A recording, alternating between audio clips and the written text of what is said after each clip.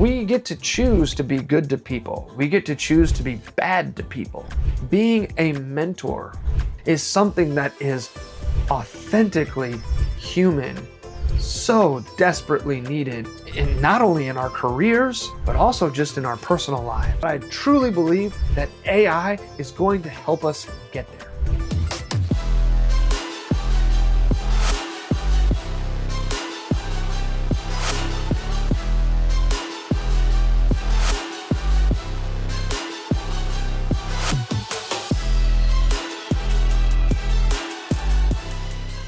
Hey, Nathan Mark here. Welcome back to the Selling Trust podcast. This is episode 4 of the Will We Finally Take Back Our Lives, parentheses, from Technology series. So, quick recap. Episode 1, we talked about how every technology that we've ever had promised to give us time back. From washing machines, to the fax machine, to the internet, to cell phones, to social media, and yes, and it hasn't. It truly hasn't. We've really decided that as a culture, we're just doubling down every single time on the work that we're doing. Not healthy. But also, there is a certain amount of manual operation that all of these things take. And with the emergence of AI, having things that can autonomously operate gives me some hope that we actually are going to be able to take back some of our time and focus on the things that we truly care about. For me, that's connecting with people and building relationships and having a great time with those that I love. Episode 2 is the more paradox. More is more. People love to say that. They love to think that. But in reality, more is distracting. More is chaotic. More is unstructured. I personally believe less is more.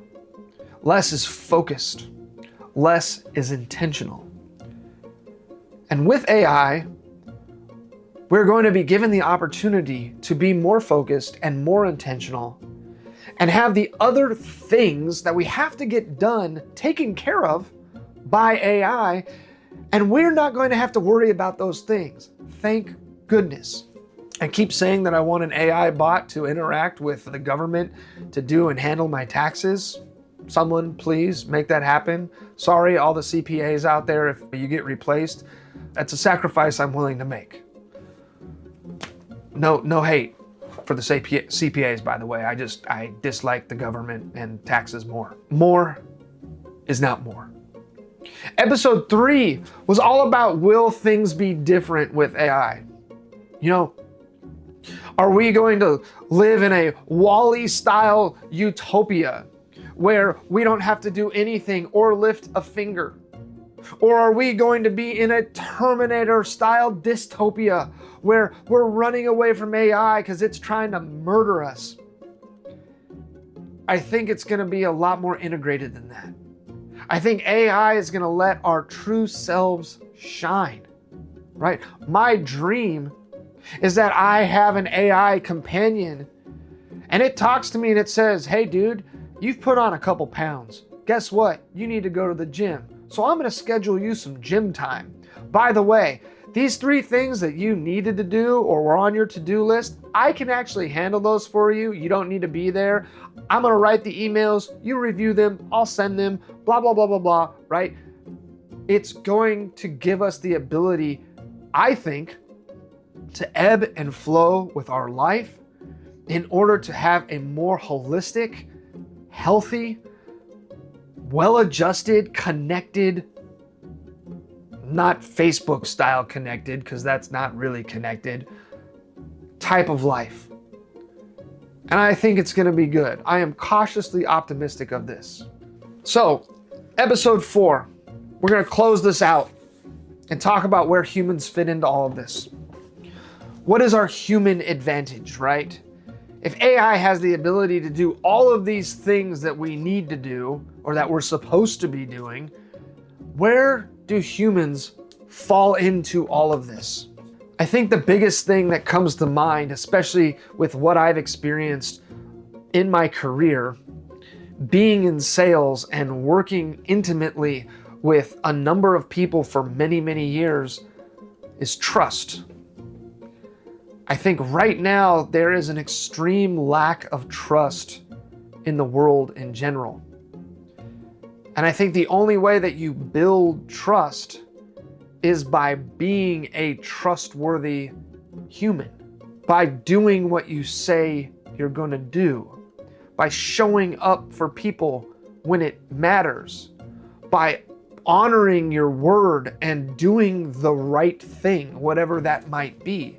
Humans have a unique way of doing this. I don't know if artificial intelligence is going to be able to replicate human trust, because a lot of what trust is built off of are choices. And ultimately, we as humans are the choice makers. AI is really good at doing things for us and following guidelines or directions or making choices within constraints, but ultimately, choice is really driven and is really truly a human thing, right? We get to choose to be good to people. We get to choose to be bad to people. We get to choose to connect with people, or we get to choose to stay home and not do anything. That is genuinely human. Friendship. There are going to be, there are already a number of people right now who are becoming friends with AI. The scary thing about this is it's a bit of an echo chamber, right? I don't know about those of you who have used ChatGPT and had it be very positive and reaffirming and, hey, your idea is the best idea since sliced bread. That's not friendship, right? That's a bit of a vacuum. It's a bit of an echo chamber, and it can be very dangerous. I think the more that time goes on, the more people are going to desire and crave real, authentic, genuine, personal friendship and connection, right? AI is not going to replace knowing your neighbors. It actually might free you up to spend more time with your neighbors. Woohoo! I would love that because my neighbors are pretty cool. But it's not going to replace them. It's not going to replace that experience. That is naturally human. And on building on top of community, mentorship. I think something that we've lost as our society has grown more global and has had larger reach, and we have more of an ability to communicate with anyone and everyone, we somehow seem to find ourselves not communicating with the people right at our front door. And so having the opportunity to focus on our communities also provides the ability to do something extremely human, which is mentorship.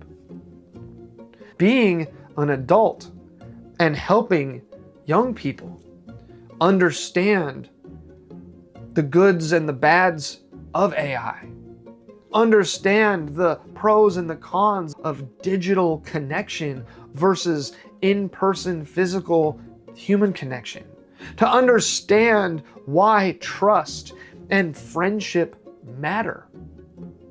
Being a mentor, having life experiences, and imparting wisdom is something that is authentically human and so desperately needed not only in our careers, but also just in our personal lives. Shared experiences, that's a mega human advantage. I was thinking about this the other day, and my career is important, but I think the most interesting thing about my career is I would be happy doing what I do. And what I mean by that is connecting with clients, taking them out, having a good time, getting to know them on a personal level. I would be happy to do that regardless of the industry. And when it comes to shared experiences, I love working in sales and doing what I'm doing because I get to have shared experiences with my clients. I get to take them out to cool restaurants. I get to take them to go and see the factory in Mexico and dine in Mexico and swim in a pool with my clients. I get the ability to take them out to Vegas and shoot machine guns out of a helicopter.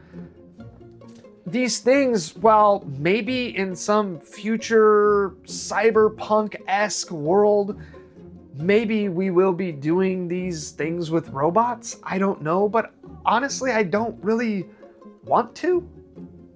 Right? I still want to be doing the fun stuff with my human friends. Now, maybe the people that are working the experience, right? The helicopter pilot, the safety instructor, the person checking us in before we go shoot machine guns, maybe that is a robot. But that's okay, because I'm not really looking to have a broed out connection with the workers at a place. Now, I will take a step back and say that all the guys working at the range where we went and shot machine guns out of a helicopter, they were all dope as hell. And so I actually really did interacting with them and shaking their hands and getting to know their stories. So that is part of the shared experience, and that is so human. And so maybe in that setting, I don't want robots, right? I want it to stay people. I want it to stay this genuinely connected human experience. And then you have some things that are just like top tier humanity, which is faith, family, and love, right? These are genuine human journeys. Family, we could do a whole series on family, and faith, we could do another huge series on faith too. And love, boy oh boy, we could talk about love in a work sense, right? Do you love what you do? Does it give you those warm and fuzzy, tingly feelings? Do you love who you do it with? Do you love the people that you're surrounded with in your personal life?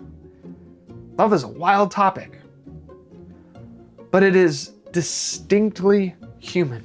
These are the things that are going to set us apart from people who don't want to lean in to these human things. I think that there is going to be a bit of a divide. There's going to be society that says, hey, you know what? I just want AI to run it all. I want to be fully integrated. I want to be robotic. I want to just kind of exist within the matrix, if you will. And that will be a choice. But honestly, my thesis on all of this is that the future belongs to people who use technology to be more human. I really think that's where we're headed. I really think that's going to be a choice that is going to have to be made. And honestly, I'm excited for it because I'm going to choose humanity and I'm going to choose connection, but I'm also going to choose using AI to have an integrated life in order to get my time back so that I can do more of the stuff that I like, so I can hang out with customers more, so I can experience things with those that I love more often, so that I can take time to see my children go through distinct phases of their life and not have it be a burden or be impactful to success that I am having in my career, right? It's going to allow me to be more successful as a father, which is something that I desire personally at a very deep level. And so I challenge you, what are the things that are uniquely human that you love?